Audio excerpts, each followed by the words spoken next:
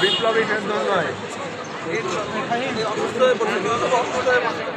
জগন্নাথ বিশ্ববিদ্যালয়ের চলমান হল ও দ্বিতীয় ক্যাম্পাসের কাজ সেনাবাহিনীর কাছে হস্তান্তর সহ ৩ দফা দাবি নিয়ে পূর্ব ঘোষিত গণ অনশনে বসে জবির ছাত্রছাত্রীরা।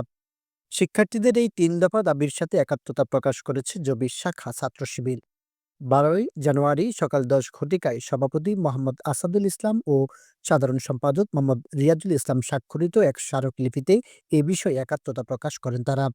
এই স্মারকলিপির বিষয়বস্তু ছিল শিক্ষার্থীদের অস্থায়ী আবাসন নিশ্চিতকরণ, যোগসু নির্বাচন এবং দ্বিতীয় ক্যাম্পাসের কাজ সেনাবাহিনীকে হস্তান্তরের গুরুত্বপূর্ণ দাবি আদায়।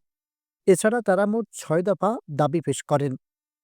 সেগুলো হলো: অবিলম্বে যোগসু নির্বাচনের রোডম্যাপ ঘোষণা করতে হবে, দ্বিতীয় ক্যাম্পাসের কাজ দ্রুত সেনাবাহিনীর তত্ত্বাবধানে হস্তান্তর করে শিক্ষার্থীদের জন্য উন্নত শিক্ষণ ও গবেষণা পরিবেশ নিশ্চিত করা, নতুন ক্যাম্পাস, যোগসু ও আবাসন সংক্রান্ত কাজ তদারকির জন্য ছাত্র শিক্ষার্থীদের সমন্বয়ে একটা টিম ও কমিটি গঠন করতে হবে, ছাত্র শিক্ষক মতবিনিময় সভার আয়োজন করতে হবে, অস্থায়ী হল নির্মাণ করে অগ্রাধিকার ভিত্তিতে অসচ্ছল শিক্ষার্থীদের অস্থায়ী আবাসনের ব্যবস্থা করতে হবে। ছাত্র শিবিরের প্রস্তাবিত ১৭ দফা দাবিগুলো অতি দ্রুত দৃশ্যমান কাজে রূপান্তরিত করতে হবে। উল্লেখ্য, গত ১০ জানুয়ারি সামাজিক যোগাযোগ মাধ্যমে জগন্নাথ বিশ্ববিদ্যালয়ের শিক্ষার্থীরা হল ও দ্বিতীয় ক্যাম্পাসের কাজ সেনাবাহিনীর কাছে হস্তান্তরের জন্য ১২ তারিখে গণ অনশনে বসার ঘোষণা দেয়।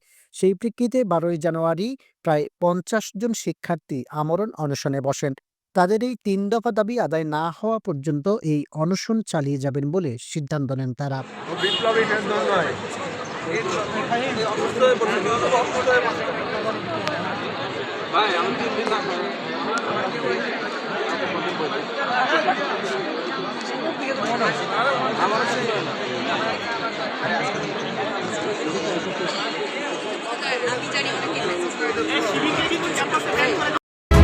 আমাদের মুক্ত কণ্ঠ, সত্যের পথে সব সময়।